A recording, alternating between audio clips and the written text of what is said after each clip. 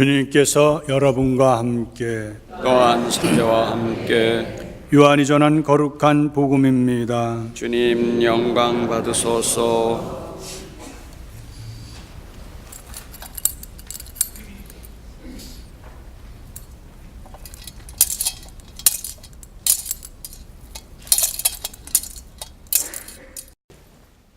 참 예수님, 말씀이 우리와 함께 계셨다. 오늘 요한복음이 주는 가장 중요한 주제입니다.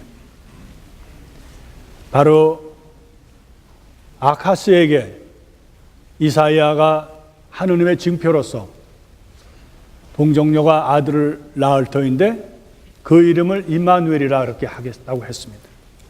임마누엘, 다시 말하면 하느님께서 우리와 함께 계신다는 이야기죠.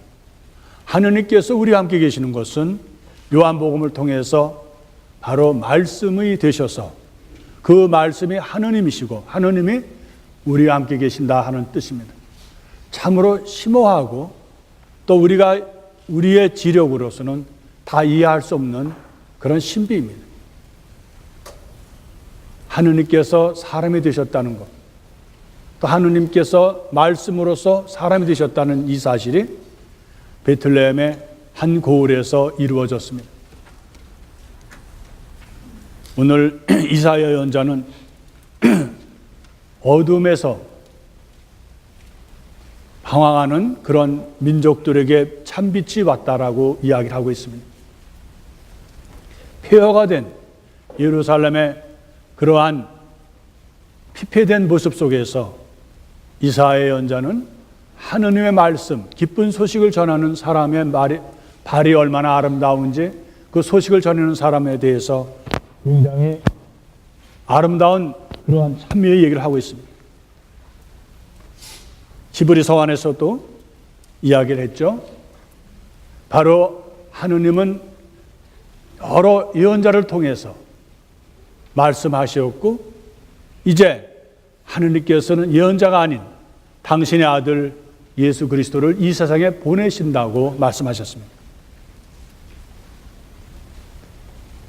우리는 오늘 예루살렘에서 조금 떨어진 베틀레헴의 한 고을에서 한아기를 우리는 함께 맞기 위해서 이 자리에 와 있습니다. 이제 조금 있으면 1월 6일 날 동방에서 온 세 박사를 기념하는 공연 대축일이 옵니다만 그들이 별빛을 따라서 왔을 때 베틀레헴은 이제 하나의 작은 고을이 아니라는 미카서의 이야기를 들어서 예루살렘에는 온통 들썩였어요. 왜냐하면 장차 유다의 왕으로 태어나실 그리스도가 누구신지에 대해서 질문했을 때 헤로데는 놀랬고 그래서 여러 성서학자들을 불러서 그래서 태어날 곳이 어딘지를 알았던 것입니다. 결국 베틀레헴이라는 곳으로 그들은 알았고 근데 우리에게 의아스러운 것은 예루살렘에서 베틀레헴은 그렇게 먼 거리가 아닙니다. 성서학자들 또 종교 지도자들 예언자들 이런 사람들이 다 같이 그 새 동방에서 온 사람들을 따라가지 않았다는 것. 또 마음만 먹으면 왕은 자기의 전차나 어떤 것으로라도 아기 예수님을 빌 수 있었습니다. 우리에게 질문은 왜 아기 예수님을 못 배웠을까? 엎어지면 코달됩니다. 한나절의 거리입니다. 왜 그랬을까요? 우리에게는 그것에 풀리지 않는 의미입니다.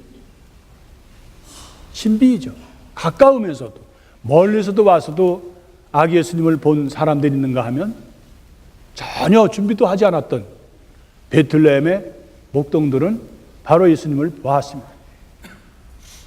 그러면 이사야 예언서에서도 그토록 아기 예수님인 정확한 얘기는 안 해도 메시아는 바로 하느님의 아들로서 그리고 순환받는 그러한 양처럼 가난한 모습으로 온다고 예언을 했습니다.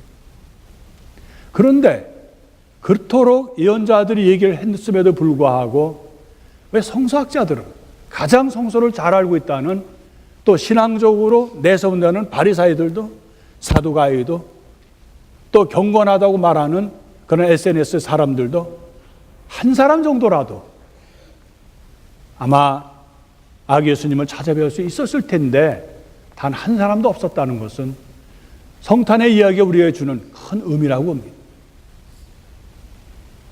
우리가 신앙생활을 하면서 그런 물리적인 것, 외적인 것이 문제가 되지 않는다는 것.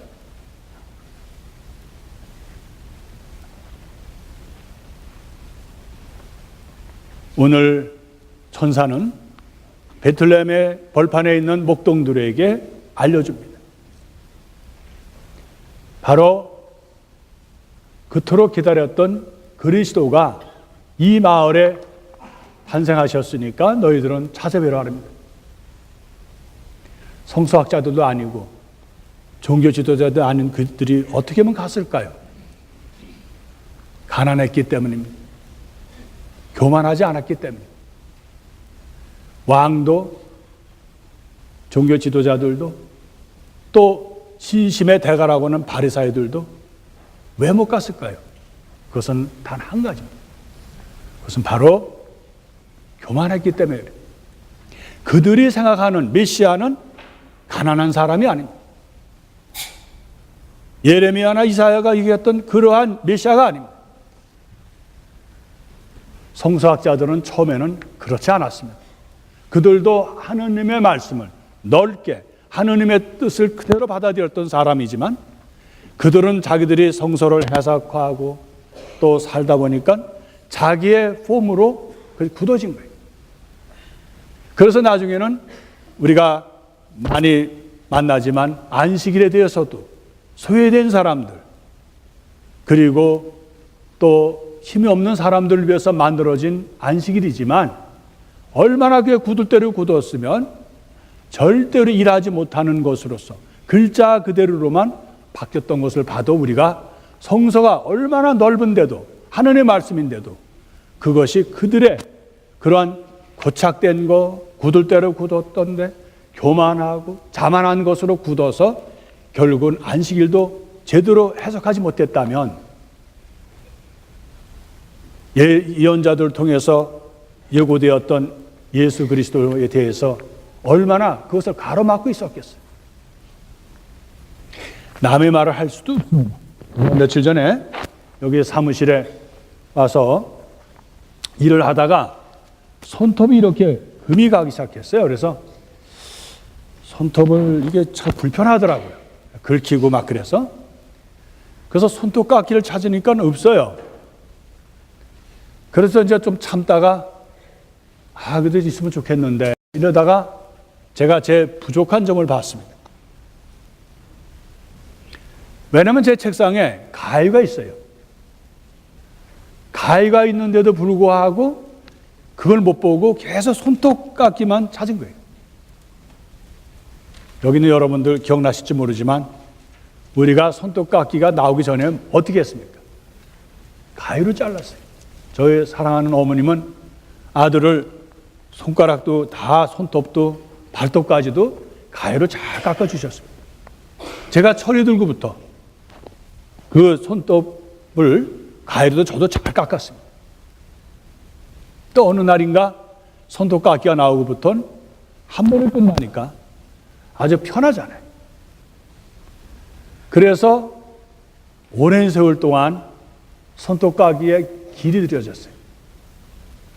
옛날에 손톱으로 깎던 가위로 깎던 건 다 잊어버리고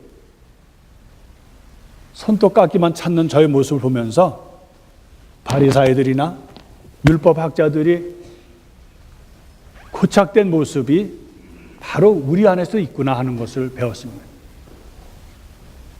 우리는 살다 보면 교만으로 쩌들 수 있습니다. 내가 갖고 있는 지식이 별것도 아닌데 내가 그것을 다 아는 것인 양 착각하고 그래서 거기에 내 경험, 내 지식, 내가 알고 있는 것이 다인 양 이렇게 살아와서 진실한 모습, 오히려 진리를 모를 때가 많습니다. 우리가 율법학자나 또 바리사이들만 욕할 게 아닙니다. 이 세상에는 많은 사람들이 있습니다. 크리스마스라 그럽니다. 여러분, 크리스마스가 무슨 뜻인지 아시죠? 성탄에도 메리 크리스마스라 그랬습니다. 크리스마스라는 건 다름이 아니라 성탄 전야, 그러니까 우리가 어제 밤미사 한 것을 크리스마스라 합니다. 그리스도의 미사란 뜻입니다. 많은 사람들은 성탄이 예수 그리스도가 탄생하신 것이 아니라 하나의 축제고 노는 거고 기쁜 것이죠. 세상은 그렇습니다. 세상은 성탄이 아기 예수가 중요한 것이 아니라 바로 내가 즐기고 먹고 마시고 또 파티하고 사람들을 만나고 그래서 이 연말을 좀 즐기는 것으로 크리스마스를 얘기하고 있습니다. 사실은 크리스마스는 가톨릭 용어예요. 가톨릭 용어로서 그리스도의 미사란 뜻입니다. 그래서 메스가 원래 미사에서 나온 말이죠. 그리스도의 미사, 아기 예수님을 반기고 맞는 미사였습니다만 오늘날 세상은 그렇지 않잖아요. 우리 마음도 마찬가지로 우리가 무뎌지고 내가 교만이나 내가 세속으로 물들어 있다면 아기 예수님이 무슨 의미가 있겠어요? 오늘 우리는 참으로 축복된 사람들입니다.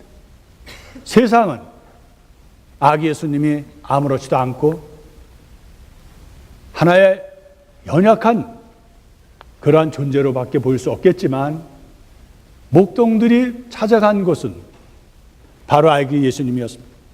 가장 낮은 자리, 가장 가난한 자리, 그 자리에서 가장 약한 모습의 아기 예수님을 보고 그분이 천사들이 말한 하느님의 아들, 하늘 높은 곳에서 있는 영광의 모습, 그러면서도 그분이 사랑하는, 앞으로 사랑하는 가난한 사람들, 진실한 사람들, 소외된 사람들 안에서 볼 수 있는 그리스도이심을 확인했던 것이죠. 그분이 말씀으로 오셨고 세상은 그분이 오신 줄을 몰랐지만 목동들은 알았습니다.